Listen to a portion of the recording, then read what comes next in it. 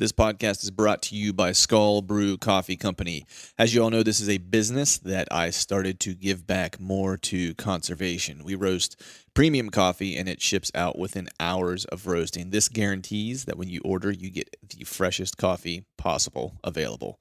The kicker, we donate 10% of our proceeds back to conservation. You choose where the donation goes at checkout.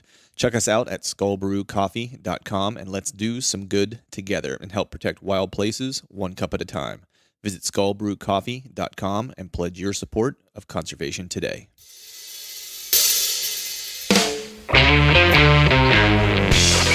Hello and welcome to the Truth from the Stand Deer Hunting Podcast. I'm your host, Clint Campbell, and you're listening to episode number 123. Today I'm joined by Jesse Greger of Next Mile Meals, and we're discussing eating healthy in the backcountry. So stay tuned.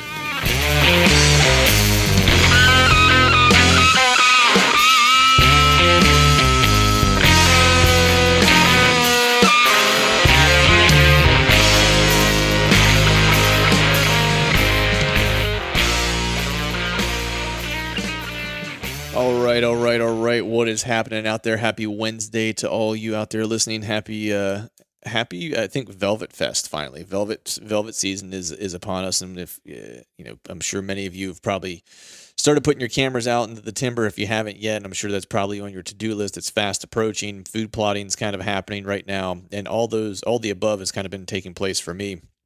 I think I mentioned in the previous podcast planned to do a little bit of work back at our family property, but the plans were foiled, did hang some cameras. But this weekend had two, I guess, very exciting things that happened. First, we actually had our first Skull Brew coffee event. So that was cool. The family and I went out and were part of this festival in a town near where we live. And we set up and we're slinging coffee for conservation at the event. And we had a nice, I guess it was a good welcome. We had a lot of folks stop by, a lot of people try coffee, and a lot of people pick up coffee. So it was all in all, it was a good event. And of course, it's extra nice, I guess. You could say whenever you get to spend the day with your family doing that, and we do it all together. So that was kind of a cool thing. But on the deer topic, so Sunday I actually dedicated to getting out in the morning and had some cameras to hang and some of the pieces that are around my house. And John and I will be doing a catch up here soon, so I won't belabor the points too much. But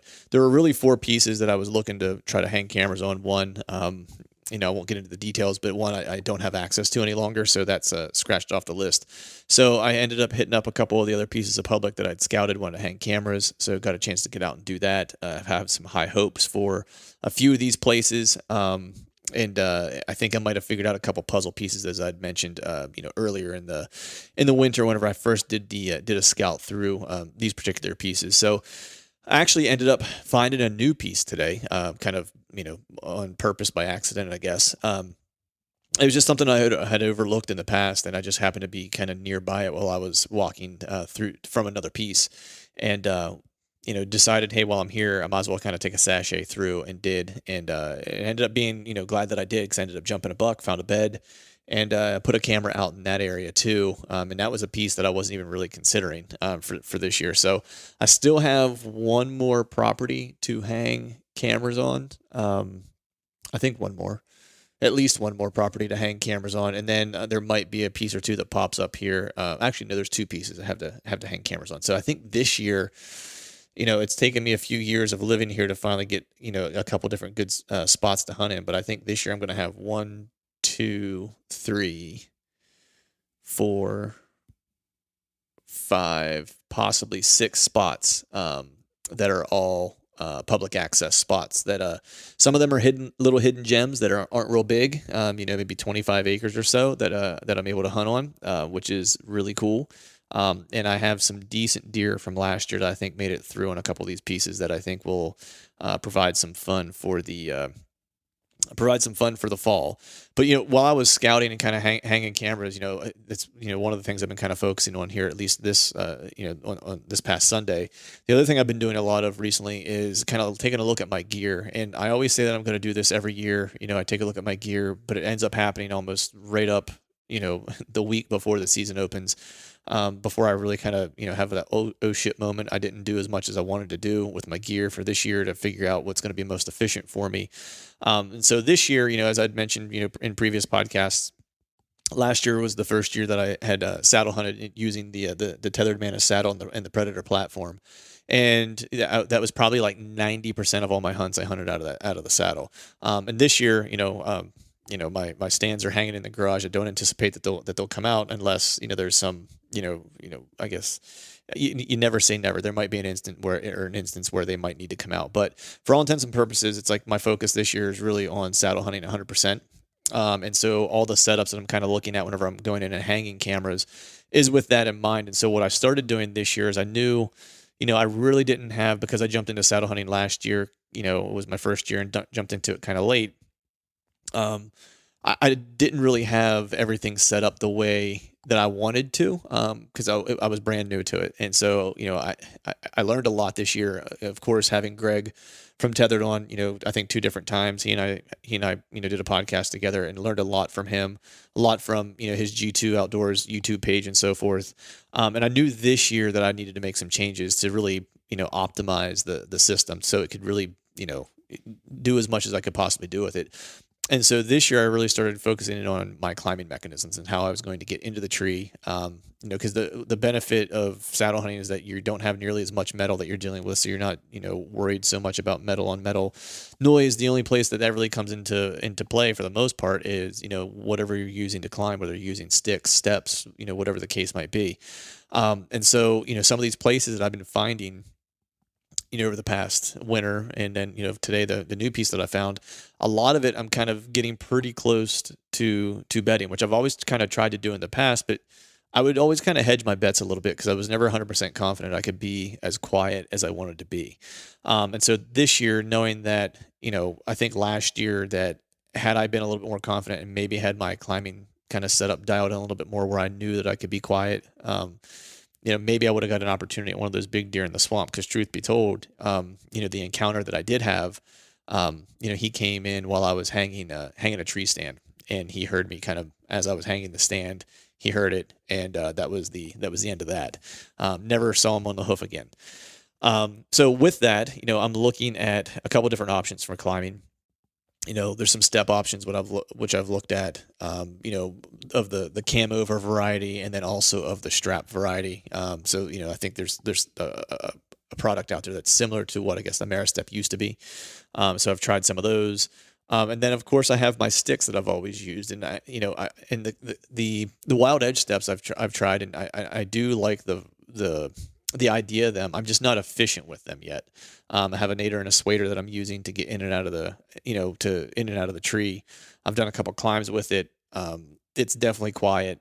The only challenge for me is that I'm not as used to it as I am my sticks. And so I'm continuing to working with that, but I didn't want to let myself out to dry, so to speak, and have only one option for climbing. So what I ended up doing was taking my old Lone Wolf sticks and cut them down to 17 inches, and then replaced all the the straps with Amsteel blue rope. So it ended up coming in, I think the sticks with the ropes on them, I think ended up being like 5 pounds ish. I can get, and I use a 5-step aider as well with those with the sticks. So it's like 17-inch sticks. I use 3 of them with a 5-step aider. Gets me close to 21 feet. And so that's really what my setup's going to be. And what that's allowed me to do is kind of debulk the bag that I was using, so I can use a smaller pack. So anyone out there who's interested in saddle hunting or considering it, I would definitely check out Tethered. It's tetherednation.com. They got a ton of different products. You can buy an entire saddle kit, or you can kind of piece one together on your own as you kind of get comfortable and understand what you want and what you need. Greg, Ernie, all the guys at Tethered are awesome too. Any questions that you have, they're usually always on the Facebook Saddle Hunter page, or the Saddle Hunter forum as well. And anyone on those places will be happy to answer your questions. So if you're considering saddle hunting, you want to be mobile, you want to be lighter, you want to be stealthier, you want to be quieter. Those are all great reasons to get into saddle hunting. And if you want the lightest possible, the Tethered Manus comes in at a whopping 15 ounces. So if those things are important to you, I would definitely check out the Tethered products. So with that, we have a cool show today. a little bit different. We have a lady on the show by the name of Jessie Greger. I ran into Jessie or met her online as she owns a company called Next Mile Meals. And if you've ever heard me kind of talk about, fitness or being healthy or whatever, I follow a pretty regimented keto diet for the most part. I go in and out of following that diet depending on how much leeway I'm giving myself at the moment. But by and large, that's the diet that I follow. And one of the biggest struggles for me whenever I was doing the elk hunt 2 years ago, and just in general, whenever I'm doing travel hunts, whether I'm going to Ohio for a week and a half or whatever it is, or when I go to Iowa this year, hopefully knock on wood that I draw a tag. One of the challenges for me is really kind of making sure that I have enough food in the types of food that I like to eat, that my body performs well on. And so she had a similar challenge as she was hiking the Pacific Coast Trail, I think it's called, or the Pacific something Trail, PCT. It's over 2,000 miles from Mexico into Canada. It's called through hiking, and Jessie actually did this, and she's followed a keto diet for a very long time, and she wanted to try to do this trail on nothing but a keto diet, which a lot of people kind of scoffed at her for that because, the old, kind of I guess, common knowledge or myth is that, you kind of load up on carbs and sugars and stuff like that. And that's a lot of, if you look at your buddies or even if you look in your pack when you go out to hunt, how often is it a candy bar or a Cliff Bar or something that has carbs or sugars in it, because we think the idea is that we need to have those things in order to perform or to have the requisite energy that we need to do what we want to do. And so she kind of took that as a challenge and wanted to do the entire trail on keto. And she made it. Not only did she make it, but she was actually eating food that tasted better than packaged candy bars and processed food. But her body actually was performing better because it was being given the fuel that it actually needed to perform at an optimum level over the course of, many months. I don't remember exactly how many months it took her. I want to say it's probably close to 3, maybe a little bit more than 3 months to hike that entire trail. So coming back from this hike, she realized that there was a need out there for hikers that are going to do these long hikes that maybe want a healthier option. So she started Next Mile Meals. Kind of fortuitously, there's an opportunity in the outdoor space with backcountry hunting specifically, or travel hunting, where folks maybe want to have that same kind of quality of meal during those experiences as well. And so I thought it'd be cool to have Jessie come on and kind of talk about her experience of being in the backcountry, because she's very adept at being in the backcountry, kind of, solo and left her own devices to kind of make it through. And then she did it in a very healthy way, which I thought was interesting. And I thought it, especially with elk season approaching here in September, for any of you out there going to do a backcountry hunt that wants a healthier option, you might be interested to see what Jessie has to say, and you might want to check out some of her products as well. So without further ado, we will get Jessie on the line. All right, folks, welcome back to the Truth from the Stand Deer Hunting Podcast. So today we're doing a little bit of a different take on the show. This is a person who I guess found out about through Instagram, and she owns a company that is called Next Mile Meals. But where I really kind of found out about her was on her recent Pacific Coast Trail, I think is what it's called, hike, which is extremely long. It's for those of us East Coasters or Flatlanders, we would probably more think of that as the Appalachian Trail hike. It'd be something similar to that, probably a little bit more elevation change. But we'll talk to her about those types of things. But before we jump into all that, I want to introduce Jessie Greger from Next Mile Meals. How are you? Doing well. How are you doing? I'm doing good. So I know you just flew back in from the East Coast. So let me ask you, and be honest, on a scale of 1 to 10, how much do you miss Pennsylvania versus California? Oh, man, that's an unfair comparison. All I'll say is I moved to California for a reason. I miss winters. I miss the fall and the leaf changing. But California, man, the weather here, you can't beat it. Yeah, I know. It's one of those things where, so my sister-in-law actually lives in California. She's a professor at Scripps University in LA. And so she tends to rub in the nice weather when we are having poor weather. I did spend a little bit of time in LA. I was recording. I was in a band, so I was in LA recording for a couple weeks at one point.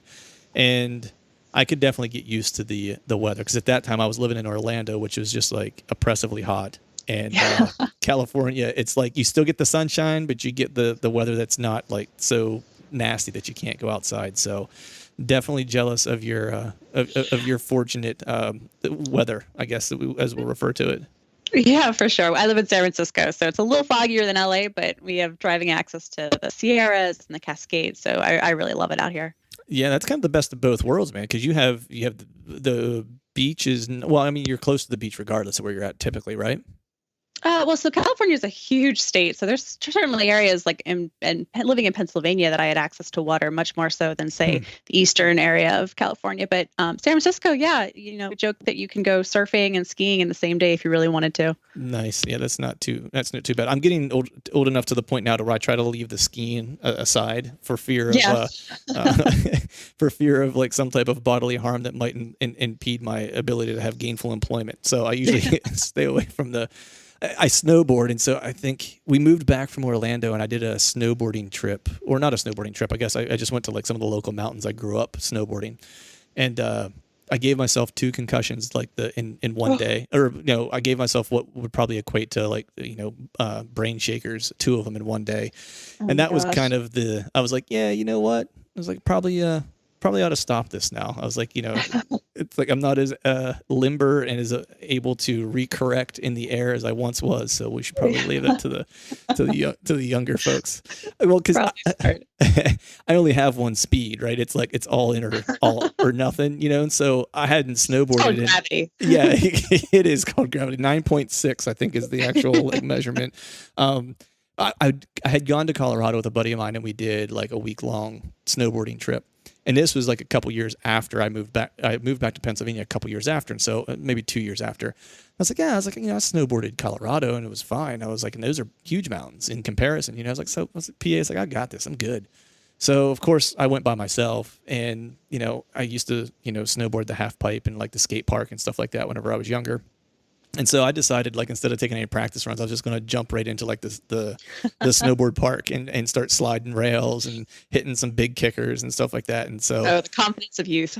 oh yeah, and like the first couple things I landed weren't really tough, that were at the beginning of the run. And so I was like, oh man, this is like riding a bike. And so I hit the next kicker, and you should always kind of take a stroll through to see what the course looks like, and I didn't do that. And so when I hit this kicker, it's like it launched me, but then I failed to realize that there was like a drop on the mountain on the other side. So it's like whatever your elevation was plus whatever the decline was beneath you, and it was a little more than I had accounted for, and it hurt. So we'll just leave we'll just leave it at that. It sounds like you're making smarter life decisions now. I am. And probably because of my wife and my daughter. I would say those are probably the reasons I make smarter decisions. They make them for me. How's that? I think that's probably how it See, happens. the women in your life, you got to listen to them. That's right. If it weren't for them, I probably would no longer be here. But that's for a story for another time. But anyway, so we're doing a nice catch up, and I'm already enjoying talking to you. But for those folks out there listening that maybe don't know who you are, don't know what Next Mile Meals is, if you wouldn't mind, just give me a little bit of background about where you're from and what you do for a living. Absolutely. So, yeah, I'm Jessie. I grew up in Pennsylvania, doing a lot of, hiking and trail running and that sort of stuff. But when I'm now 30, oh God, am I 33? Uh And so I know my birthday just caught up to me real fast. And so later in life, so when I was 30, 31, in 2017, I decided to quit my desk job. I was working in tech in Silicon Valley here in the Bay Area. And I quit my job and I decided to hike the Pacific Crest Trail, the PCT. This trail is 2,600 plus miles from Mexico to Canada through one of the hardest ways possible. So you're not walking on paved roads. You're hiking through the Sierra Nevadas and the Cascades and all the way up through, California, Oregon, and Washington. And it takes about 5 months, and you're getting there on your own power. And I decided that this was somehow a fun thing to go do. So, yeah. So in 2017, I did that, which is not a unique story. There's usually about a couple thousand permits issued each year for this, and a couple hundred hikers do complete it year after year. But what made my story a bit different, and the reason why I'm talking to you today, is did it ketogenically, which to my knowledge had never been done before I did it. And I say I'm pretty sure that that it had never been done to my knowledge because, man, I searched high and low for any help. I was looking for any recipes or guidance because I thought, okay, well, I know how to backpack, I know how to hike, I know how to camp, but food is always hard because you walk into your outdoor gear fitter and you find all these meals that are just packed with carbs and rice, and you don't really feel super awesome at the end of a long day. Right. But when you're ketogenic, you don't eat carbs, or you eat very low carb. So you eat very protein heavy, fat heavy meals, and your body switches into a different state of fuel burning, which is fantastic. Like, I felt awesome. I had been doing it for years. I knew I wanted to try to maintain this diet, but there was nothing out there available to me, and no one had done it before. So I was like, well, cool. I guess I'm going to figure this out myself, and research for a couple weeks, months, and developed my own recipes to get myself from Mexico to Canada through my own feet. Nice. And I was told, oh, you won't make it 100 miles. Like, there's no way that anyone can fuel like long-term backcountry hiking and that sort of thing, or adventures, just on a fat fueled diet. And so I went in going, all right, well, if I make it a week, that'll be great. And then 5 months later, I walked into Canada and I had stayed ketogenic, and I felt amazing. And I saw benefits over some of the other hikers that I was talking to. So I got home feeling pretty good about myself and all that. And I opened up my email and a website, and there was thousands of people asking, how can we also do this? We've been meaning to find a way. And this is before keto was really popular. This past year, it's seen a huge upswing. And so I decided to start a company kind of accidentally. Certainly didn't start hiking for any reason other than it was a cool thing to go do. And here we are 2 years later, and Next Mile Meals now exists. And now we fuel, oh God, hundreds and thousands of other hikers and hunters and just backpackers and outdoor adventurers in general, on their own either keto adventures, or sometimes people just want a healthier option than the than the high sodium, insert pasta and insert random sauce here package they find in their nearby stores. So here we are, and here I am talking to you. Yeah, no, that's it's interesting that that people kind of doubted you, right? Because we've talked about this right before we started recording, but I kind of had a similar, experience as you in terms of the challenge of trying to find a way to stay healthy while I was off grid, to a degree. I was getting ready for a Western hunt, and that was kind of when I switched my diet to keto, because I just wasn't getting the results. I wasn't feeling great, because I kind of made a slow transition, I guess I should say. Like my daughter, because of a health condition that she has, like it was, suggested that she was gluten-free. And so my wife and I kind of were gluten-free already. So we just kind of adopted that with her. And then we decided to start kind of eating paleo, and we ate paleo and we felt even better. Right. And so it was like, and then we kind of found the keto diet. It's a slippery slope, isn't it? Yeah, it is. It is like, well, and it's interesting because you start to feel better as you go. And so then we were like, you know what, she kind of, I don't remember exactly how she found out about it. It was probably in a magazine that she reads. And so she, got a book from the library, I think, and started reading up on it and stuff like that. And so she was really learning about it and kind of, informing me. And so we started eating, a ketogenic diet. And at the same time, I was preparing and kind of training to get ready to go out on this, backpack DIY, Western elk hunt. And the biggest challenge was that there weren't, it's exactly what you said. There were really no options available for me to kind of try to stay ketogenic while I was in the backcountry. And the best that I could really do, is I tried to piece together like small packages of things I could take and just throw in like a Tupperware container, throw in my backpack that would be as close to staying keto as I possibly could be, while getting enough calories in me that I would need to burn while I was hiking, whatever it was, 15 miles a day, through however much elevation, you know what I mean? And so whenever I stumbled across you, I was like, sweet. I was like, because there's a lot of, in the hunting space, there's a few different options for different types of meals, but there's nothing for, like, I've looked at all the different options, and I'm like, well, if I want to go off the reservation for 2 weeks and, and consume some of the stuff that I don't typically consume, I can, but I was like, I know I'm not going to feel as good, but in the interest of packability and stuff, maybe that's my solution. So when I found you, I was like, the prayers have been answered, so to speak, that I have a keto source for my backcountry and my kind of adventure needs. But I want to back up before we kind of get into all the keto stuff. So what got you into backpacking, and why specific? Because as you said, it's thinking like, hey, I'm going to walk from Mexico to Canada on my own 2 feet is probably not a normal thought most people have. So I'm just curious, what kind of was the the precipice for launching into that? Yeah. So, man, everyone's either read or seen like Wild, or, what's the other word? Like, is it Into the Woods? Into the Wild, I think. Yeah. So Yes. those are all in people's minds. Generally, most people are at least aware of those sort of treks. And Mhm. I had been vaguely aware. It definitely wasn't on my radar as like, growing up, I'm going to one day walk 2,000 plus miles. It's generally not a thing a child says. But having lived out here and sort of, had been hiking and backpacking, 3-day weekends here and there, all through my adult life, and then did the Wonderland Trail Mhm. around Mount Rainier, and that was sort of the longest trail I had ever done to that point. And it took us about 9 days. We did it pretty slow, and it goes around base Mount Rainier, and it's just beautiful. And of course, it's also Pacific Northwest weather, so it rained on us like the entire time. But when the rain parted, and you would see this like magical mountain in the background, and the feeling of being really far away from everything that is technologically advanced about us. So there's no computers, there's no Wi-Fi, there's no cell service. Like there was nothing to call to your attention other than just putting your feet right in front of each other. Like it was a very simple way of living a week, and I fell in love with long distance treks in that Mhm. moment. And certainly, a week, 9 days wasn't a long distance trek by any stretch, but I wanted more of that. I wanted my days for a little bit to just consist of setting up camp, going to sleep, waking up, making coffee, tearing down the tent, and then just start walking again. It was such a simple process. And so, everyone's, if you're familiar with Wild or the other books that sort of glamorize the long distance treks, I certainly wasn't doing it for some like find yourself moment like that. I knew who I am. I know I like who I am. Like there wasn't this like, soul seeking journey. I just thought it was a really great thing to do. And I'm very much an extremist in certain ways of like having an obsessive personality. So I was like, well, I already like to hike. What is like the most hiking a person can do? Like Right. this is just the extreme version of a thing I already like to do. Man, if there was like back when I was eating carbs, if there was like an ice cream eating contest, I probably would have tried to enter it. Like there was just sort of Right. a like, what is the thing I love to do and how can I just do more of it?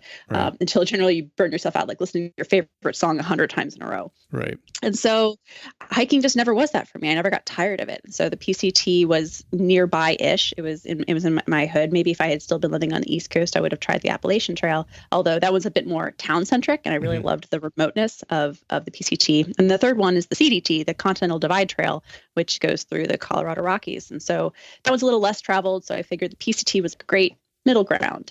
So my friend and I both got permits, and I told him I was like, I'm not going to do it. I have this job, and I like this job, and it's going to be fine.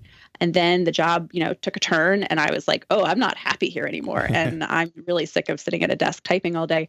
And so I kind of quit on the spot, and my boss high-fived me across the table when I told him what I was going to go do, and 2-3 weeks later, I was flying down to San Diego to hit the beginning of that trail, and the rest is history.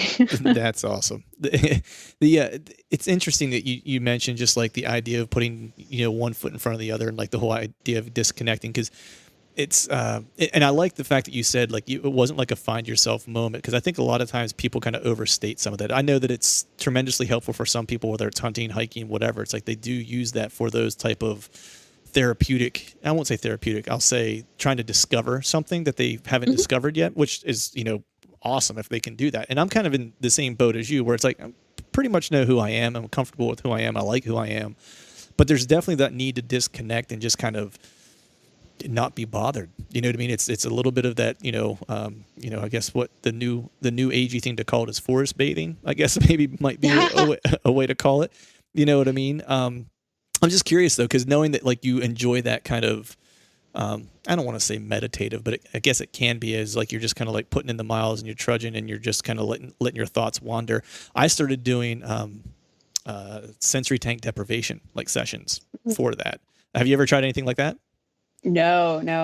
For me, it's not so much sensory deprivation or the idea of like, quieting the noise. Hmm. I mean, I was certainly listening to music and podcasts the entire time I was hiking. At one point, my phone broke, and I like looked at it. Like I dropped it in a grocery store in a town, and I mailed it back to my boyfriend to fix it and send it back to me. But there would be at least a week with no cell phone, and like, what do you do with no cell phone? And so, without when you're hiking that long, for me, like I wanted to listen to music. I wanted to listen to podcasts, and of course, like that was right when I went through like a really terrible stretch of just brutally hot through the desert, like no cover, like sun's being down on you. And all my hiker buddies at the time, like, were like, all right, I guess it's time to just trudge through these miles. And they put their headphones in and started walking. And I was just like, no, I have no distractions. There's just pain. There's nothing but pain. And so for me, it's not so much a meditative state. It's more of like the reward at the end of the day. There are Right. certain places on this earth that you can only get to like by foot through hiking. Hmm. And so I look at some of these cars that have like, this car climbed Mount whatever. And I'm like, that's just terrible. Like walk, like Right. get out, hike to the top of a really tall thing, look out from that peak, appreciate it in that moment, and then keep moving to the next tall thing. And so for me, it's more of that. It's less of the journey and like the meditative state of it, and more of the like, you got to see a thing that so few people on this earth got to experience, and like just take a moment at the top of that mountain, just appreciate it, and then like find the next one. Yeah. No, 100% agree with you there, man. Because there's been a few moments, I guess, that I was, fortunate enough to kind of have in the outdoors that were like that. Where, for me, it's been more. I went to Alaska and did a hunt there for, it was nearly 2 weeks, and I was hunting some areas that were relatively remote, not remote as some, right, but it was pretty off the grid. You could only get there by pontoon plane and ferry, essentially. And there were places where I was walking where it's like I just kind of looked around and I was like, there's a possibility that I'm the only human that has ever walked here before. You know what I mean? It was that Hmm. sense of like making me feel that small, which felt really good in certain ways. You know what I mean? And then same thing whenever I was out west in Montana, I was just kind of like, I'm a history buff, a history nerd. And so thinking about what those mountains had seen like hundreds of years ago, what must have happened there, and like the scenes that might have played out and stuff like that. And so I get kind of caught up in those types of things, or some of the things I think about, which are, same thing that you're saying. It's like just some places you can only get to by foot, and they're better off for it. And you're better off for getting there by that, that way. So, but, for folks that are listening that might be like, they're hearing us talk about the ketogenic diet and so forth, and they don't know what it is, or they're not familiar, or they have like a basic working knowledge of it. Could you just kind of lay out like the keto 101, like the intro to keto diet kind of, I guess, syllabus, if you will, Yeah. just so people kind of know what we're referring to when we're talking about it. Sure. So the first thing I always say is, one, I'm not a doctor. I've talked to a bunch of doctors and I've been doing keto for, I guess, about 10, 15 years now. But it's certainly choose your own adventure, hike your own hike, like talk to your doctor before you do any of this. And I'm not evangelical about it. I don't preach that this is the one true way of eating. So if it works for you, great. And you should explore more information. But otherwise, yeah, just informationally, a ketogenic diet in its most like simplistic form is any diet that restricts the carbs low enough that you enter a state of ketosis, which means you're no longer burning simple sugars as fuel or glucose, but you're burning your direct fat supply and your dietary fat. So you're burning ketones. That's it. A lot of people try to add complications to it, like, well, you can't have soy, you can't have gluten, you can't have all these other things. Like, no, technically speaking, if you want to eat a tablespoon of sugar a day and that keeps you below that threshold of you burning ketones, then like that's a ketogenic diet. For most people, what it actually means, though, is a fairly healthy, balanced diet, balancing your macros, your fats, your proteins, and your carbs. And so for me, it's salads and vegetables and healthy fats and butters and creams, proteins, animal fats. And so it's just a matter of making sure that you have measured for your body what that threshold for carbohydrates is before your body turns those into sugar. For me, on a typical day when I'm sitting in front of a computer, that might be 20 net carbs. That's pretty low. I think it's like 2 pieces of bread. I don't actually eat bread. I'd rather use those carbs for vegetables and leafy greens. But figuring out where that threshold is. While I was hiking, it was a bit higher. It was 30 or 40 net carbs. Some people can get away with 50 net carbs. It's all about listening to your body, tracking your food, figuring out where that threshold is until you get into ketosis. And once you're in ketosis, that's the fun part. Once you're fat adapted, and you go through the first week or so of adaptation when your body tries to refigure out where is it going to get its energy from. That first week, they call it the keto flu because you're depriving your body of sugar and you're going to go through a little bit of withdrawal. And so you end up with headaches sometimes. But I've always enjoyed the keto flu because it's a reminder of like, oh, I've been eating terribly, Yeah. and I need to get back on this train because the light at the end of the tunnel is amazing. When you finally switch over into ketosis after about 6 or 7 days, the mental clarity is fantastic, and I wake up with the sun, and my energy levels go through the roof. And I already talk really fast, but man, when I'm like in ketosis and like kind of plugging away on all cylinders, and like I talk a mile a minute much faster. but it's just sort of like this, it just feels good. It's not just a weight loss tool. Like there's both my partner and I, he and I both do keto year round, and neither he nor I really are in a state of like, neither of us are overweight or obese, but we enjoy being ketogenic because we just feel better doing it. And for backcountry activities, it's a more sustained level of energy. I'm not a mechanic, but I liken it to the metaphor of, switching from a gasoline to a diesel engine. Like the diesel engine might take a little while to warm up, but it's a more steady state of energy. And your body's just going to figure out how to adapt between those two. And that transition point's a little challenging at times, but once you're in that other state, it's just easy and it just feels good. And you get to eat bacon and like fried, greens and all that. So it's a great way to eat. You don't get to deprive yourself. And yeah, I love it. I always recommend it to my friends who want to at least try it. I always say it's a good experience to at least recognize what your body's gotten used to and try to break that habit. Yeah, I will say I'm a fan of bacon, like anything, Yeah. it's Who isn't? yeah. But in all seriousness, it's like when I jumped on and started doing it, I definitely had the keto flu for probably like a week, where I felt really bad. The second week, I just kind of felt weak. I didn't feel sick. I didn't have a headache anymore. I just was like, I had a concern for like probably like a week or so where I was like, man, I just didn't feel like I had the strength that I had at one point. Right. But that all kind of came back to me, and that might just been a unique experience that I had, because I really don't know very many other people that eat the way I eat. So and it was just my wife and I doing it. Like we were the only, I didn't know anyone else who was doing it. So I had no one to really say, hey, this is what I'm feeling like, is this normal? So it was just one of those things where I was just trying to figure it out as I went. But once I kind of got through that, I remember, and you just had mentioned this, was the mental clarity that I got like immediately. It was like someone had lifted a fog off of my head. Yeah. It was unreal. Like my wife had told me about it, like just like through her reading and stuff like that. And when it happened, it was like someone hit a light switch, and it was like I was on point. Like things that I had trouble remembering before, or just like sharpness at work, you know what I mean? Like, dealing with like a strategy pitch deck or whatever. It's like, whenever I needed to come up with like whatever the strategy was going to be, and I needed to remember some type of insight that I read from some, study or whatever, it's like it was on recall. Like I had it, which was pretty amazing. And then, fast forwarding to the backcountry, situation, it was just, I just didn't get tired. I was hunting with a buddy who's from Montana, who lives in the mountains, and he was at times trying to leave me in the dust just to see how ready I was.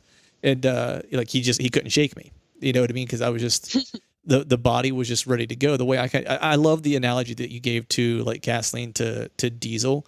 It's just I think that's just a great analogy, because the way I look at it is that, and I think you mentioned this when we first started talking too, is that people were like, you won't make it, 10 days or whatever it was. But it's like, and you can correct me if I'm wrong, because I'm a novice when it comes to this stuff. Like, I feel like and I actually heard a doctor on Joe Rogan kind of talking about this, because he actually trains some triathletes and long distance runners in like a ketogenic way. Like he gets them into ketosis at times and kind of rotates them in and out during their training.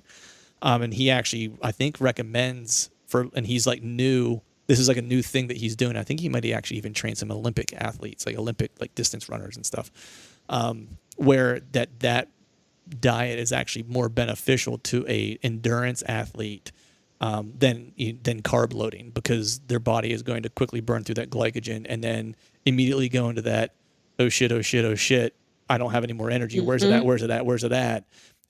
The way he kind of likened it was like when you're watching an MMA fight, he was like, and you can see when guys hit the wall and their glycogen storage is gone, because their brain they just look like they're in a fog, like they're just not moving like they were the previous round. And he was like, it's because their body's trying to figure out where the energy is supposed to come from. And it might take them a round or so for their body to kind of like recalibrate. And they're not recalibrating to burn fat necessarily that quickly per se, but that's like the quote unquote second wind. You know what I mean? That kind of happens. And what he was saying was that for anyone doing distance, like ketogenic or endurance, ketogenic is kind of the way to go. He said now it would be hard for like an MMA player or a fighter or a football player or something who needs explosive energy, that, where like you're going to have that high glycogen output, and the only way you're going to get that consistently is to have glycogen to do it.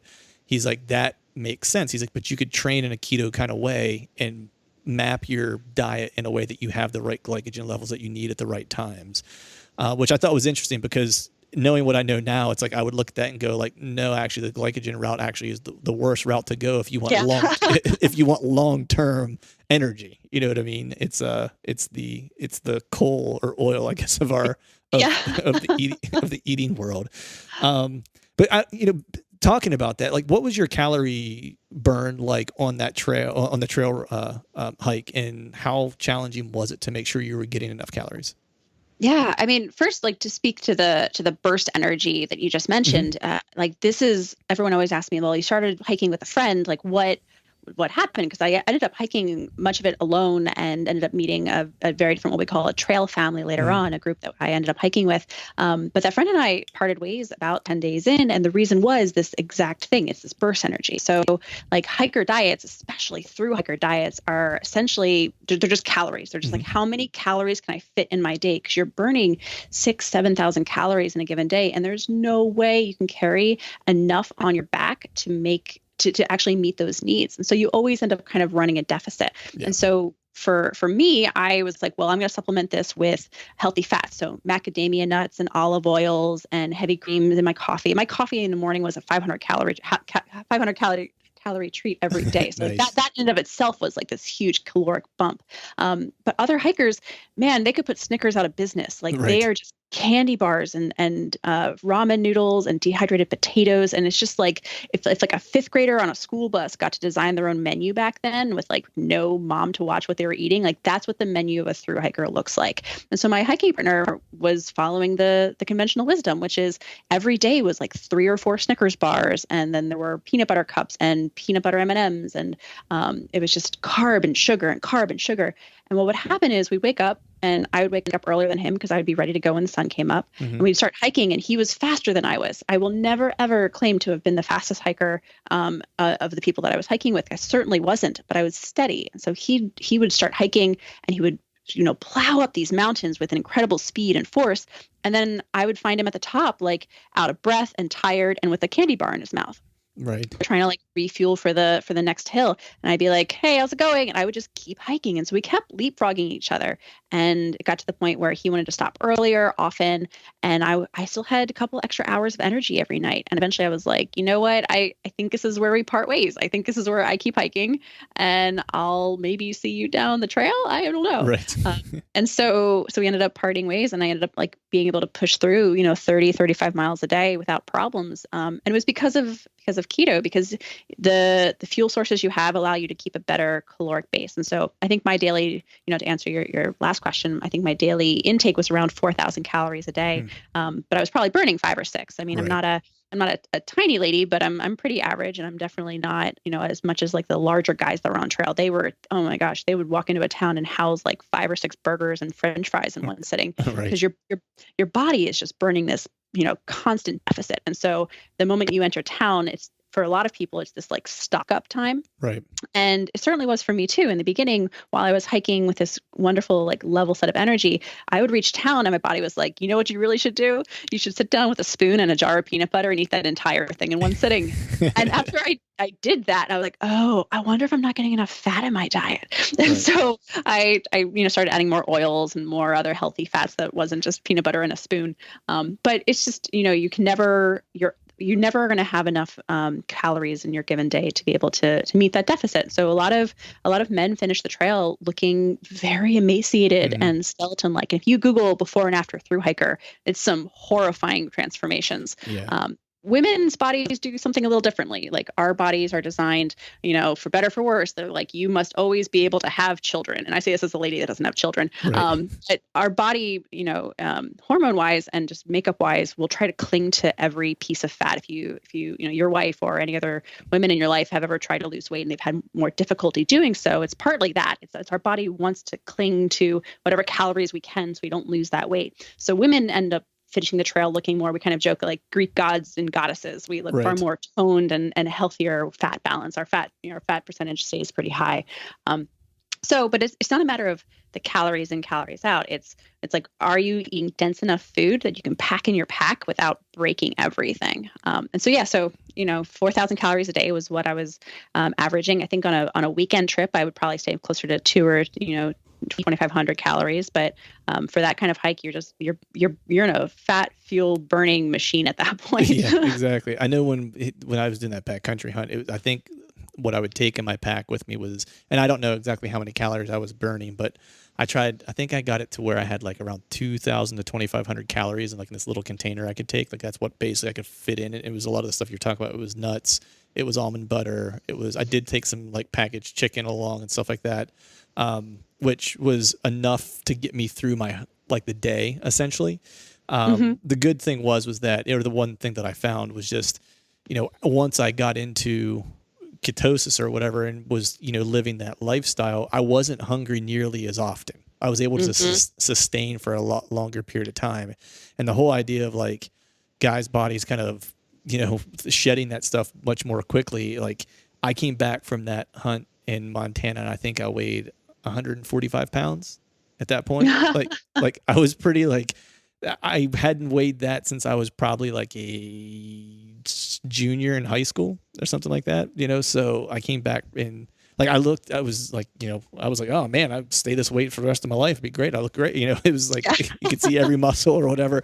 No, yeah. Granted, I think when I left, I was probably at about 155 pounds roughly. Cause I trained pretty well, like in order to get ready to go out there, but it's still, I didn't have a whole lot to lose when I got there, and I still managed to drop like another 10 pounds while I was there, just from the, calorie deficit that you're talking about. I want to ask you,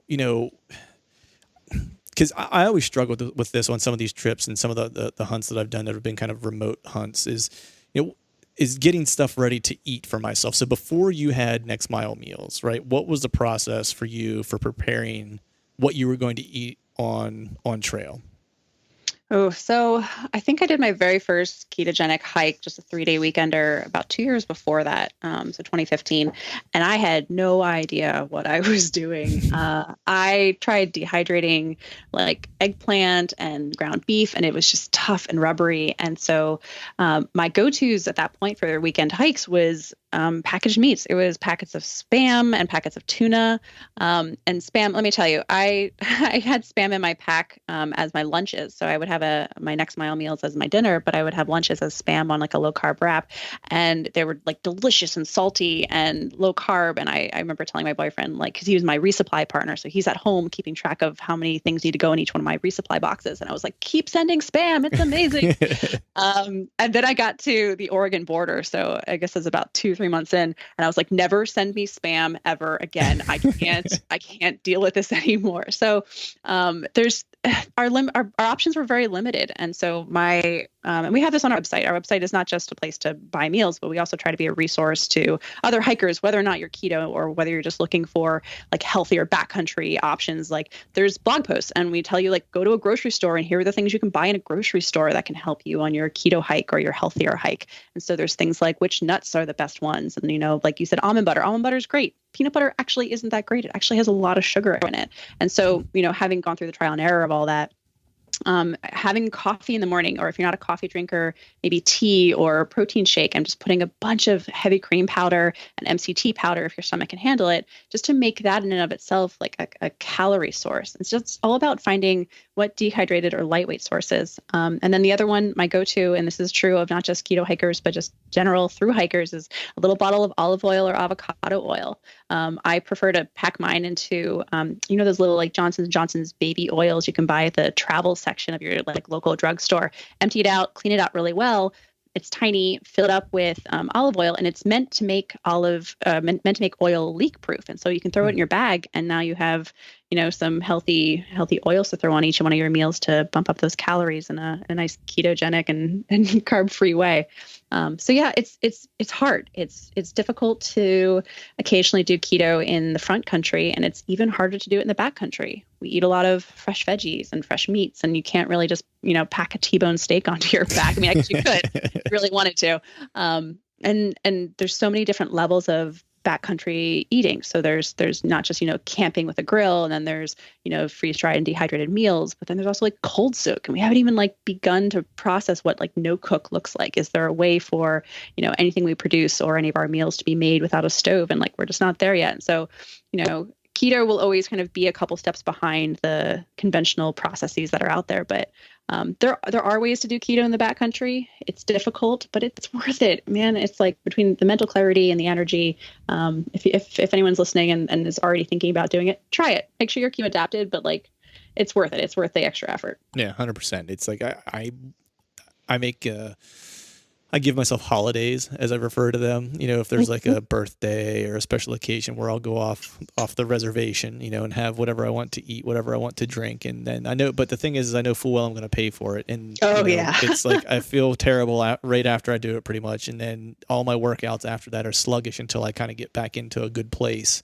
And then when I'm in that good place, I'm always like, why would I ever get out of this? Because I feel great. You know what I mean? It's like, and then Easter rolls around and Reese's peanut butter cups makes their eggs. You go, well, I guess I could have those instead. Yeah, exactly. You know, it's like, I think Joe Rogan puts it as, you know, it's amazing what people will give up for just a little bit of mouth pleasure.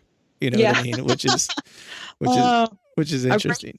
Our brains are stupid creatures, and we want instant gratification. And despite the fact that we logically know that fat is a better source of fuel, our brains are lazy, and they know that sugar is the easiest way. And so they will, you know, our brain will see Reese's peanut butter cup or a pancake, and it'll go, that, I want that, give me that. And it's this constant battle sometimes to like override this, you know, lizard brain part of yourself and say like, no, I'm going to do what's right by my body. And I feel better when I don't have that.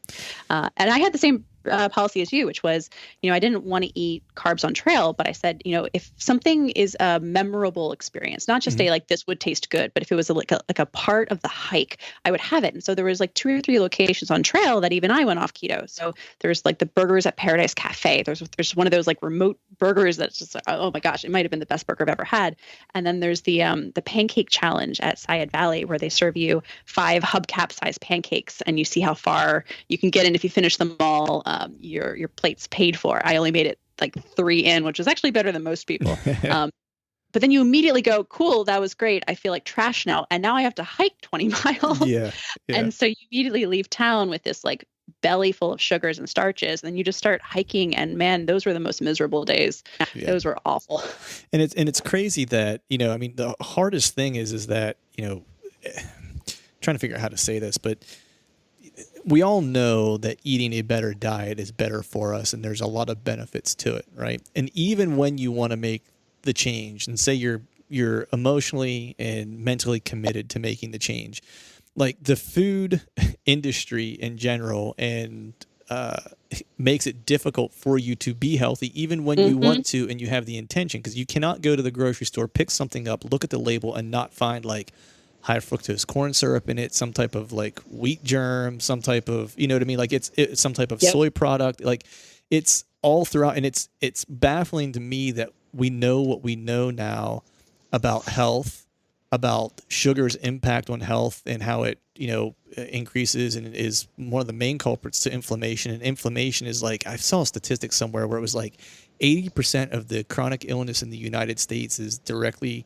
derived from inflammation, which is predominantly caused by sugar, which like that statistic to me just kind of blew my mind. And we know that, right?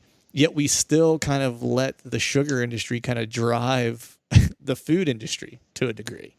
Yeah, it's cheaper, unfortunately. Our systems and our farming system especially is not set up to make vegetables and fresh produce as inexpensive as a candy bar. I can go into the store and get a candy bar for 99 cents. An apple costs me $1.50. Yeah. So it's just like an imbalance in the system, and there's so many subsidies and encouragement to you know, make sure that sugar and corn syrup and all these other, you know, high carb processes are like inexpensive, and it's hard. You're constantly fighting a society that has made it acceptable to, you know, supersize your McDonald's meal. And so I was on a podcast, I guess about a year ago, with on a keto podcast. I tend to talk to folks like you who like share that backcountry love that I have. And then there's also the keto world, which is they understand a little bit of the struggle and the idea of doing it and taking that diet into the backcountry is, you know, it was inspirational for me and hopefully for other people that hear that.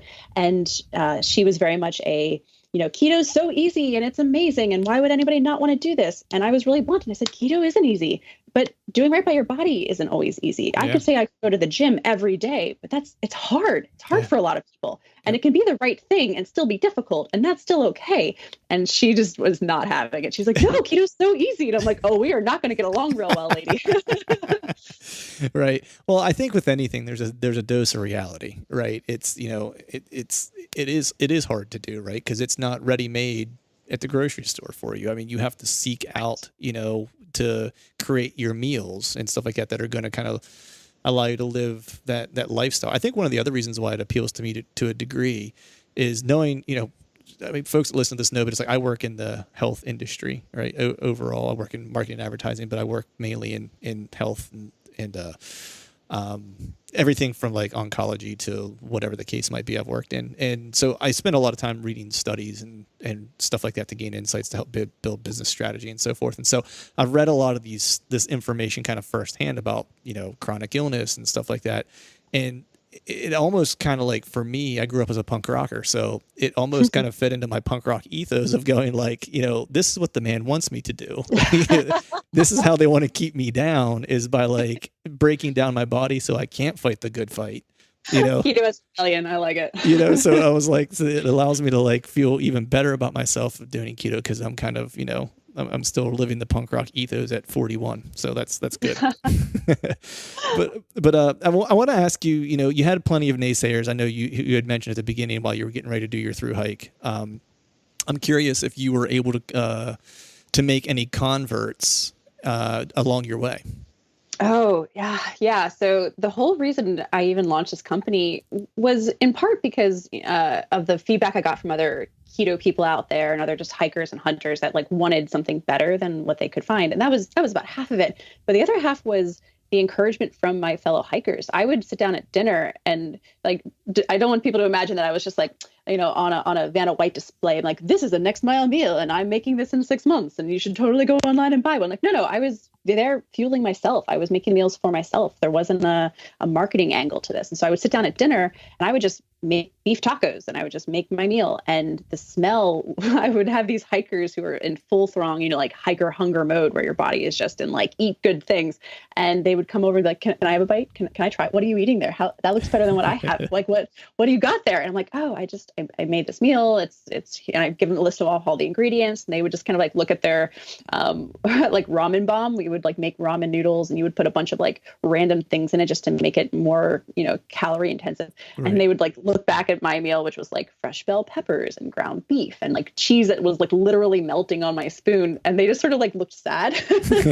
And a bunch of them were just like, you need to start selling these. Like you need to be able to provide this. Like, where can I buy these? Can I pay you money? And so at some point I like had my boyfriend, Christopher, I had him like send me out a couple extras for my trail family. I was like, they really want better food. Do we have extras of these? And I was going faster than expected. So I had some extras. So I sent them out and started like handing them out along trail. And the reviews we got were incredible. And like, I stopped using through hikers as like a good source of positive reviews because they will think anything is good. Like they are just hungry. It's like, is it food? Can I put it in my mouth? Like, great. Right. And so when I got home and I started like actually reaching out to some, backcountry people that were going on 3-4 day hikes and really testing this concept. And then we got these amazing reviews. Like one of the best things was we got this call, and this guy who's a elk hunter. And again, I'm still learning about like the world of backcountry hunting. It's fascinating, and I'm not a part of it, but I'm learning. And he was like, I took this out on a hunt, and it was just one of those best meal I've ever had. And it was just like, oh, that is like a ringing endorsement. Like, yep. I think we've got something here. So it was definitely like other thru hikers and other people out there who were like trying it and like figuring out that like, hey, food doesn't have to, look like cement. Like you can have it be colorful produce and vegetables and meats and proteins and healthy fats, and you'll feel better for it, and it just tastes better. Like it's just across the board. Like we're going backpacking this weekend, and like I'm super stoked to like take my meals on the trail with me. Like I say they're trail tested because like I eat them, my friends eat them. Like we walk the walk or hike the hike, so to speak. Right. And I mean, in full disclosure, it's like, I know prior to doing this podcast, you and I did a swap. You gave me some next mile meals to try. I sent you some coffee to try. We did a little trade, and I was super stoked because I love anything with like buffalo ranch like approach, and you guys have a buffalo ranch product. And so you asked me like, what do you want? I was like, I will take one of those. And so it came, and I had a new one. I was going to eat it because like Saturdays is like my do a bunch of stuff outside day. And I usually don't eat lunch on Saturdays really because I'm just busy, you know? So I was like, you know what? I was like, I'm going to save this for Saturday. I'm going to eat it on Saturday whenever I need lunch because it'll be quick, you know, and that'll be the perfect way to kind of try it out because it's like I'm busy. I don't have a lot of time and I just want to kind of like eat something and move, but I don't want it to suck. You know what I mean? So, so I had it on a Saturday and it was awesome.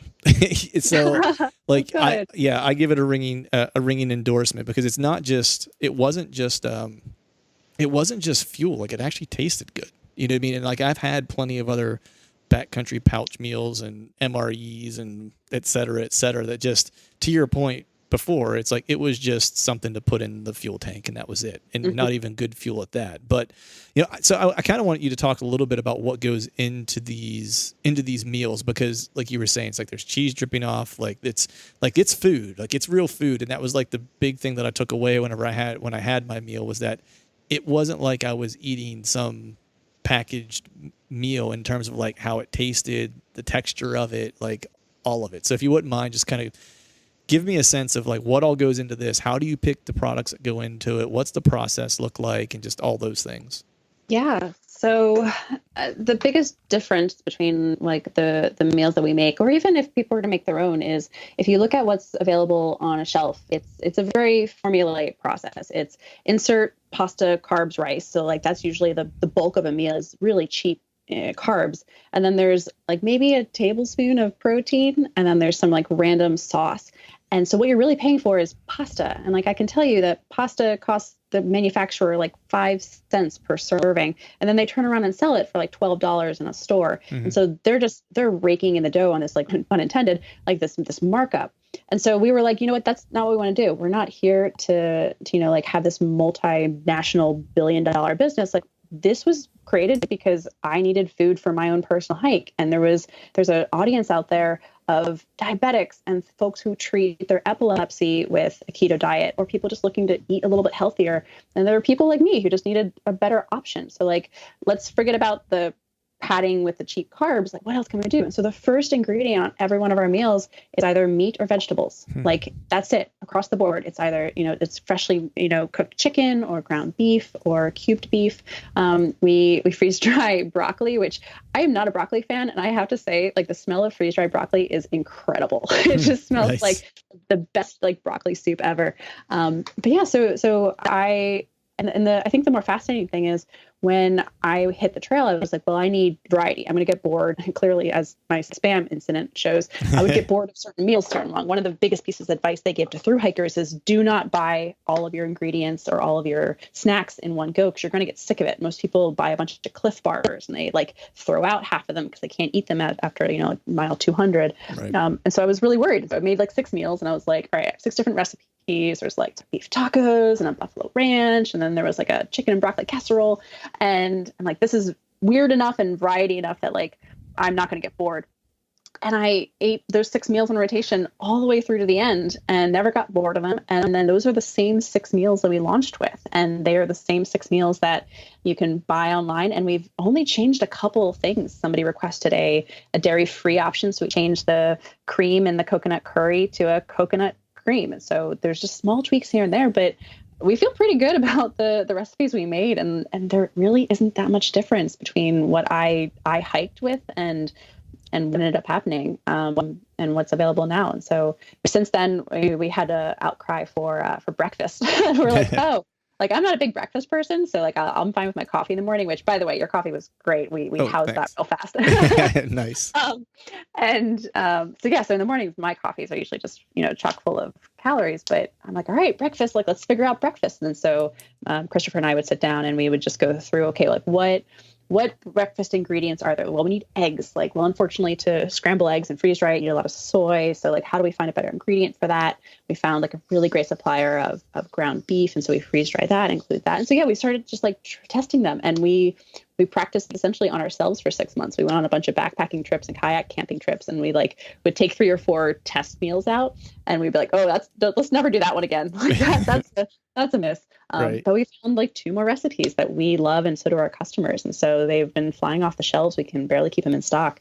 And we take recommendations. That's the cool thing. It's like when people email us questions or have feedback of any kind, they get a response from me or Christopher. Like, we aren't some big company. Like, it's two of us, and we have a couple people who help us make meals in our commercial kitchen. But like, we take feedback very seriously. The reason the coconut curry exists is because somebody was like, I really want a dairy-free option. And we went, cool, let's make that for you. Nice. And so it's just one of those, like, Mountain House is massive and Alpine Air is massive. And like, here we are, it's like, hi, like, support small businesses. And we love having that connection with hikers. And so, one of the things on our checkout form is like, tell us where you're going. Like, we want to hear about your adventures. And so that's how we found out about all these elk trips that were happening and these like bighorn sheep hunts. And we started Googling them because we're just like, it's a world we were unfamiliar with. And so many of our customers are hunters. And so we're like, well, like, these are our people. So let's find out more information about them. And so it's been really great developing these recipes with people like us in mind and being able to hear that feedback as we make more of them.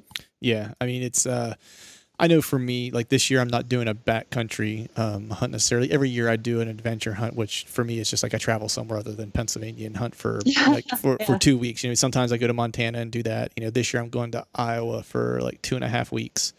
So that'll be a cool hunt. But in those, it's like I'm in the timber at dark and I don't come out till dark. And so when I get back, it's like I unpack, try to get everything ready for the next morning. That way I don't have to think when I get up, I just go, and do. And so, I don't have a lot of time to eat. And like the last thing I want to do is spend a bunch of time making food. And so my solution recently, for the most part, would be like, I would literally just make a bunch of food, as much as I could make, pack it in coolers, and then have like a crock pot that whenever I got home, I would just turn it on high and try to cook something just to where it was like warm-ish, you know what I mean? And that's what I would eat for like, 2 weeks, was just all those frozen foods, but it would still take take longer than I would like to make. So I am super stoked to have found you in Next Mile Meals, because you will be fueling my dinners this year for my Iowa hunt. So I'm looking forward to that. But awesome. Take lots of photos on there. We want to see where you're going. Yeah, for sure. But I know you are talking about, you guys are kind of dipping your toe in the hunter space, right? Because there's obviously a need there for the backcountry hunters and adventure hunters and stuff like that, which is killer. And I know we talked about this and we touched on this just a little bit before we started recording. But I'm always interested just to get the perspective of those who sit outside of like the hunting community specifically. And always just like to kind of take stock and like, how do other people who enjoy the outdoors, like, how do they think about us? What do they think of us? And, what do they think of conservation, and like what our role is in that, in I guess what both of our roles are in that. And so knowing that, I know you're from PA, you are familiar with hunting, you have some hunter clientele as well that are using Next Mile Meals. And so I thought it'd be a great, just kind of a cultural discussion that we could have briefly, just to kind of touch on that, just because I think it's always good for both sides to hear each other's perspective, because I think the more we know about each other, the more we can be aligned for the things that we all want, which is clean air, clean water, and wild places to stay wild and free. Yeah, absolutely. And again, I think the biggest thing I can say regarding like my opinions and thoughts is like, I'm still learning. And that's kind of the cool thing. And I think this is where maybe I think the going in with an open mind is different. So yeah, I'm not a hunter. I grew up fishing. Oh man, my dad, there was never any bonding if it wasn't over a Mets game or a fishing trip. Nice. So like I grew up like knowing how to put a worm on a hook with no issue, but yeah, hunting was never a part of growing up for me. And so a bunch of my mom's family had hunting cabins, but it wasn't the thing we did. And yeah, I grew up in Pennsylvania, rural Pennsylvania. And so my experience with hunting was white-tailed deer population control. And so I grew up not doing it myself, but having a healthy respect for it, of like knowing how important it was. Otherwise they eat all the irises in the front yard. Right. And so I don't think I ever thought negatively of hunters. I just sort of felt neutrally. I was like, oh, these people have a hobby that I don't participate in, but it's fine. And then I fell into a career that was very conservation minded. And so I was the head of marketing at a couple of different zoos in the country. And so mindset being, here are these ambassador animals that, a child can stand in front of and connect to this, its wild counterpart, and therefore maybe instill a bit of conservation awareness and mindedness when, you're looking at a giraffe in a zoo, but there are wild giraffes that like need our support. And unless you like are connected to nature in a specific way, in a visceral way, you may not care about African safaris because you'll never be there. But my job was essentially, how do I make people philosophically connected to the idea of wildlife conservation? And so even after I left the world of zoos and aquariums and I started working in tech, that was still my mindset of like finding ways for me personally to connect to nature. And so for me, it meant hiking. For me, it meant backpacking. Of setting up a tent in the middle of the woods and being freaked out as I heard deer crunching nearby and wondering if it was a bear. And coming full circle, then hunters started reaching out to us about their meals, and they would send photos and the photos of like the hunts that we helped fuel. And never once did I like cringe at them. I was like, oh cool, like, I wonder what that animal is like. Oh, how do you even get there? And that's when we learned about backcountry hunting. And I have so much respect for these hunters that go out and spend multiple days like hunting specific animals and like processing them in the field and then carrying them back. Like, man, I'm an ultralight backpacker. My pack weighs 12 pounds. I can't imagine carrying in an animal. Right. Like that's so there's been no judgment on my part. There's been no, I think a lot of like hikers and outdoor enthusiasts think, oh, you're killing animals, or a lot of hunters feel like they're constantly battling the PETA lovers, on the other side. Right. It's not that polarizing. There's like these fascinating shades of gray in understanding both sides of that coin. Quite frankly, I think mountain bikers do far more damage to trails and wild places than hunters do. Hunters are responsible for so many conservation efforts. There are animals that have been on the brink of extinction and been brought back, if not for hunting revenue and sort of captive populations that are brought back. And so having like been in both of those worlds of zoos and conservation and fundraising, and knowing how much work and effort goes into keeping wild places wild, and that hunting is a part of that, and backpacking is a part of that. And if we all sort of agree that like we're like leave no trace and preserve these spaces, then we're working towards the same goal. We're on the same side fighting extinction levels or habitat destruction. And so as long as our two hobbies and the hobbyists that are in those groups kind of work together, I think that there's a lot of progress we can make. And then I'm excited to see all the photos on our Instagram account from our customers coming in over the next couple of years as they get all their tags or raffles or whatever you guys call them, and figuring it out as I go. No, it's been really cool to watch. Nice. I think I don't know that I could have found anyone to say what you just said any better. And I think I'm going to right now anoint you the non-hunting kind of emperor, the non-hunting ambassador for hunting and outdoors. Because you'd be surprised. There's a lot of people in the conservation world, particularly, who understand the value of hunting. A friend of mine is a science writer.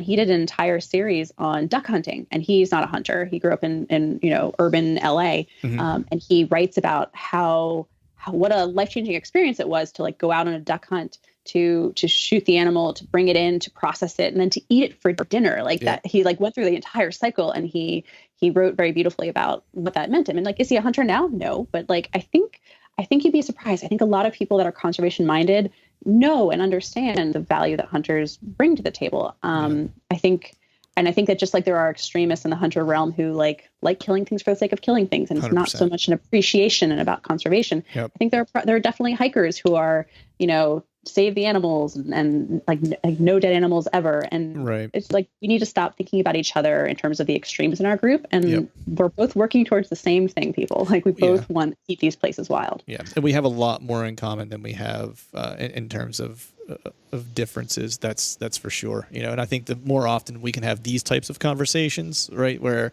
I'm a hunter, you don't hunt, but we both like the same types of things, and we kind of recognize like, hey, there's these things that we hold sacred that we both want to see exist. Like, how do we work together to make sure those things continue to happen?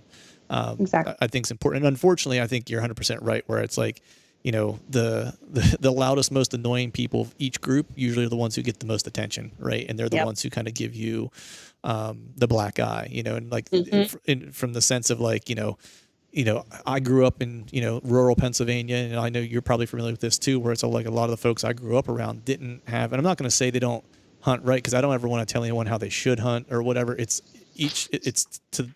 Everyone has a different meaning for everybody, right?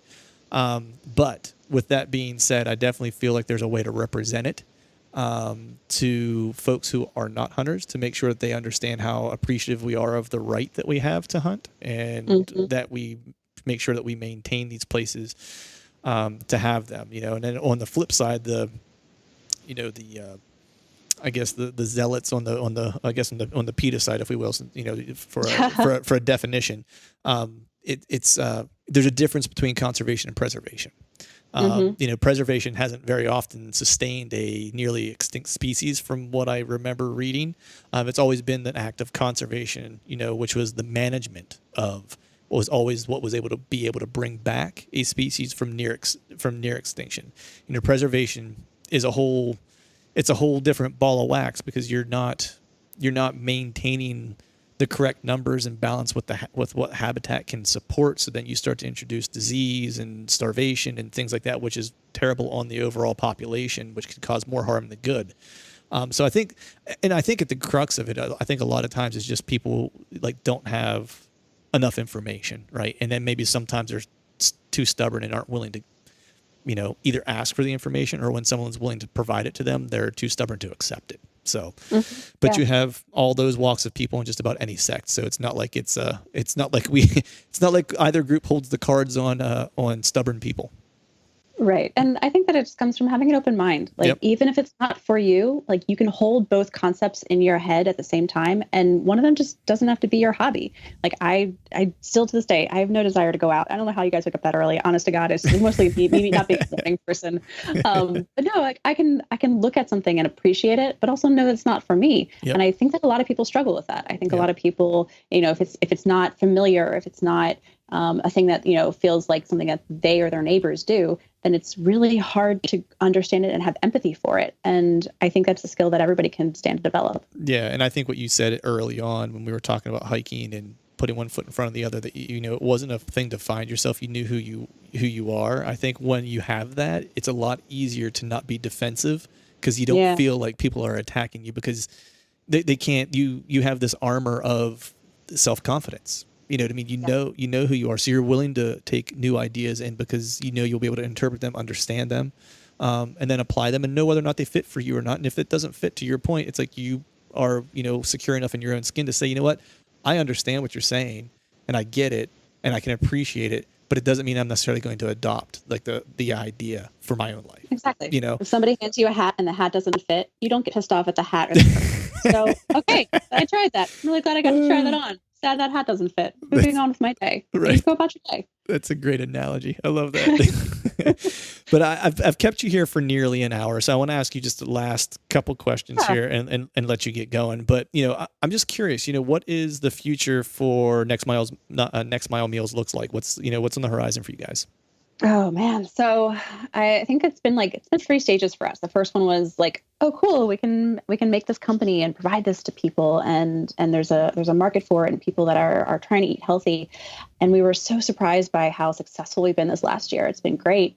So phase one was we were doing this as a part-time thing. We were just trying to get this company launched. And then this spring, as the hiking season and hunting season started to pick up, we were like, you know what, this needs some full-time love. And so now I'm no longer working in tech. I'm no longer director of marketing. Now I do this full-time, and I answer customer support tickets and customer calls. If you call us, you'll probably talk to me. Nice. And working with our commercial kitchen and sourcing ingredients, that's my full-time job now. And so the next step from here is getting into stores. And so our dream is to hopefully one day, be an REI and have a hiker or a camper or a hunter walk into the store and go, oh, this is different, and just try us. And that's the cool thing, is people that try us, don't turn back. We've had almost 0 customer complaints. And the one person that complained has never gone backpacking in her life. And she was like, I thought this would be a lean cuisine meal. And I'm like, that's not what this is. Nope. And so it's been such overwhelmingly positive responses from people. And so to be able to be in a store, like that's a cool dream. Yeah. Unfortunately, to make that happen, there's like a lot of bureaucratic hoops to have to jump through with Yeah. inspections and permits and applications. And we'll get there. It's just, it takes a lot of money. Unfortunately, small businesses, it's a bit of a struggle nowadays. It's hard to get to where you need to be to compete with the big dogs. And so, if you have the opportunity to support a small business and anything you do in your daily life, a small coffee shop instead of a Starbucks or a little bakery, then do that, because there's a person like me behind that who's trying to build something good and has the customer in mind. And so that's where we're at, is through this summer and potentially through next year. It'll be me behind the scenes working on new recipes. If anyone listening tries our meals and has suggestions, I am an open door and all ears. So let us know, and we'd love to hear from people. Awesome. And then what's your next adventure? Like, what are you headed off to do? So you got this long backpack, trip in the books that you've done. I will say I'll extend an invite to you that, on one of my next backcountry hunts. You don't have to hunt, but if you wanted to go, right, we could probably set something up at some point that you would be able to kind of go experience that firsthand. I'd be down for tag along. That sounds great. Nice.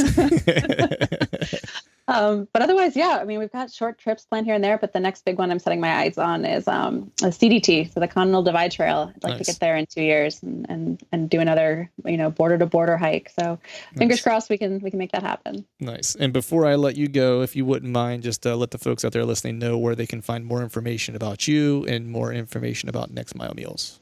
Yeah, so you can find us online at nextmilemeals.com.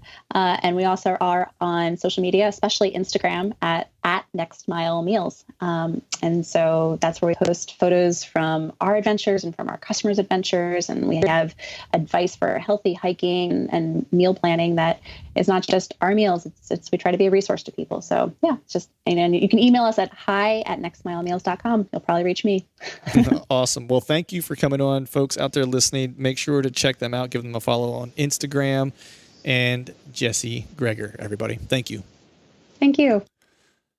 All right, folks, that is a wrap for today's show. I'd like to thank Jessie for joining us. Be sure to head over to nextmilemeals.com, check out the products they have there, and also give them a follow on Instagram if you'd be so kind. We'd, of course, like to thank all of you for listening, and if you haven't yet, please head over to iTunes and leave us a 5-star rating, and be sure to subscribe to the podcast. It'd be super rad if you do those two things for us.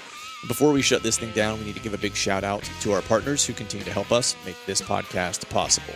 Tethered, Exodus Outdoor Gear, Skull Brew Coffee Company, Obsession Bows, Ramcat Broadheads, Trophy Taker Rests, and Dead Downwind.